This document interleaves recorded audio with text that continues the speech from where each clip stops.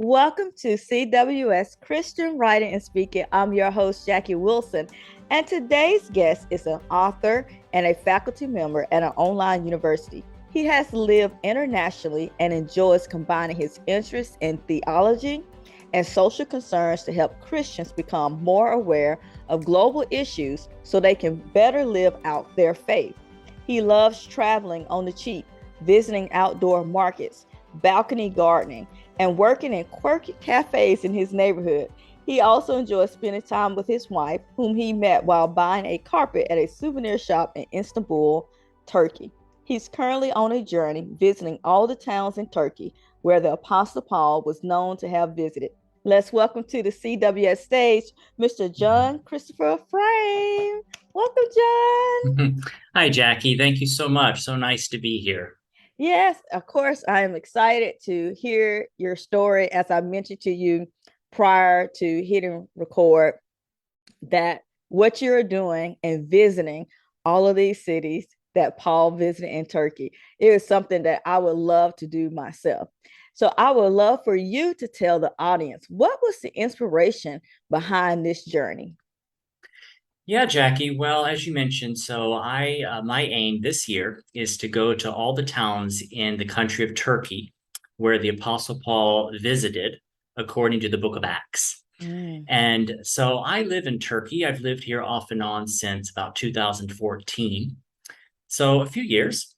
And I realize at some point that there's a lot of biblical history here, but there's a lot of biblical history here that I do not know. Mm. And so I thought that it would be good for me to learn about all of this. And what better way to do that than to go out and visit these places? So I thought, well, that would be a good experience, a good thing to do. And of course, I couldn't go everywhere, every path, every road, every seaside that the Apostle Paul perhaps went, because this is a huge country. But what I could do was I could identify from the book of Acts the towns that he stepped foot in, and then I could go to those places. And there are about 15 or 16 places that I mapped out. And so I thought, well, that would be a great journey. And as an author, I aim to share inspiration with readers of my books. And I thought it would be wonderful to be able to share about these experiences in a devotional way. So that way Mm. people could learn about these places because, most people can't go to these places, but they could be inspired as well as learn some of the history. Yeah, I love it.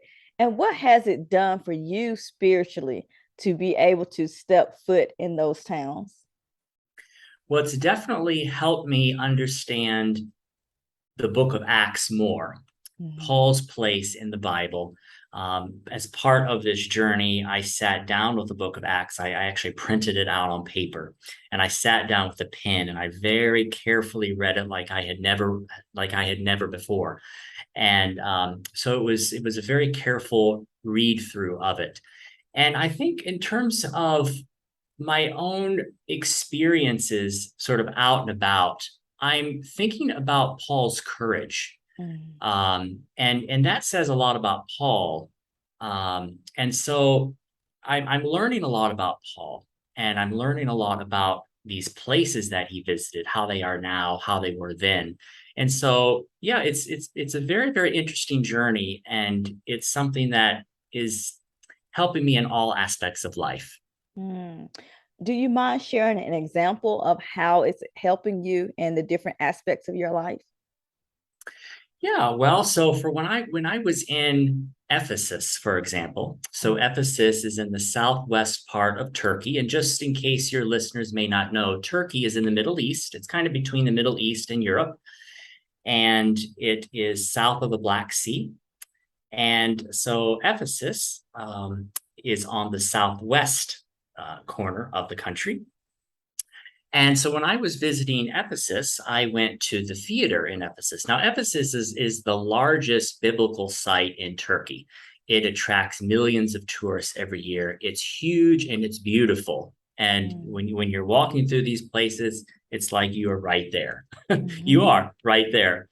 And I was reading at some point about Paul and his experience in Ephesus. One of the things that the book of Acts tells us is that he was teaching for a long time, I think in the afternoons. And at some point, the other business people in that city got a little bit concerned that Paul's preaching might do something against their sales because they Mm. were selling some kind of little monuments or little statues of the goddess Artemis. Because at that time was a huge, huge temple to Artemis, and people would come to Ephesus to worship the goddess Artemis. Mm. And so when I was there in Ephesus, I was thinking about Paul and his teaching, but also about how these business people were very upset with Paul. And what they wound up doing is they got other people also concerned about it, and the whole city basically piled into the theater. Now, the theater is a very large space, and the Bible says that there were so many people in there, and there was so much confusion that most people didn't even know what was going on, Mm. but they just knew that something was going on. And so I thought about this, and I thought about Paul's courage because Paul wanted to go in there at that time to quiet people down. But he was persuaded not to. The city official went in, quieted people down. Shortly thereafter, Paul left Ephesus.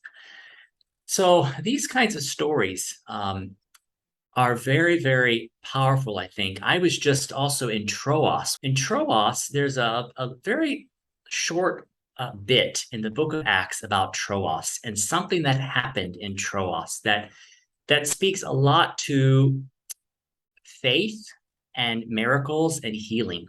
What happened is Paul was teaching at a home in Troas, and it was getting at night, and there was a young man who was sitting in the window, and he fell asleep, and he fell down to the ground 3 stories down, and it's believed that he died. And Paul went down. Imagine a house full of people, Paul teaching, somebody falls. Imagine the hysteria, you know. Yeah. Paul went down and the Bible says he puts his arms around this man, and the man became alive.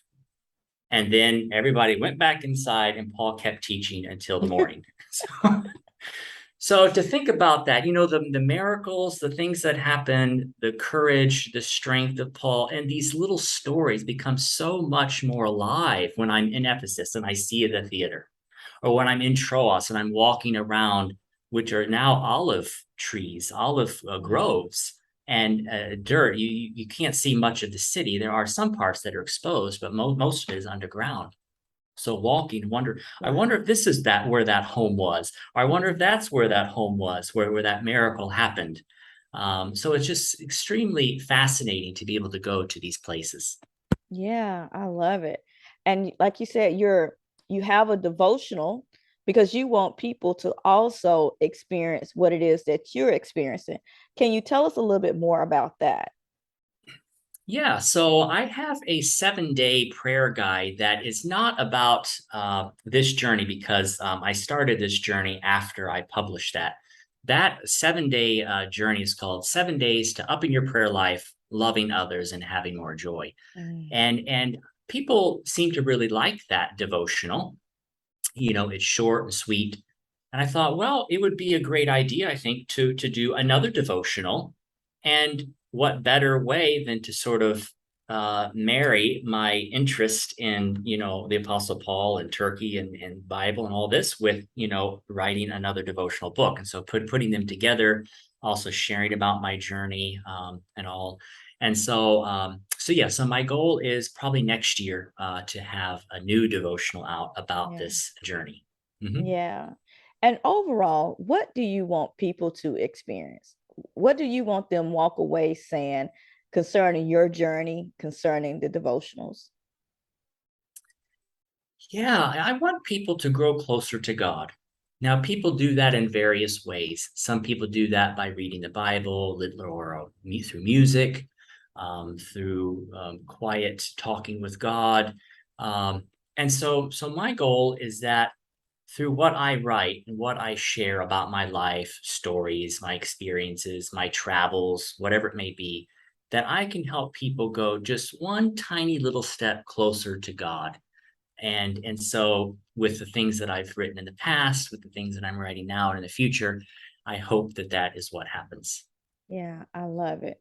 So what's next for you, John? You're doing all these amazing things that a lot of people wish they could do. So what is the next big adventure for you? Well, the next big adventure is to finish the current adventure. So among these 15 or 16 sites, I've gone to most of them now. I have about maybe 3 or 4 to go. Wow. So most of the rest that I have to go are in the south part of the country, and it's very hot there right now. And I thought, well, I might go there maybe in the fall when it's not quite as hot. And I have one more place to go on the Aegean Sea.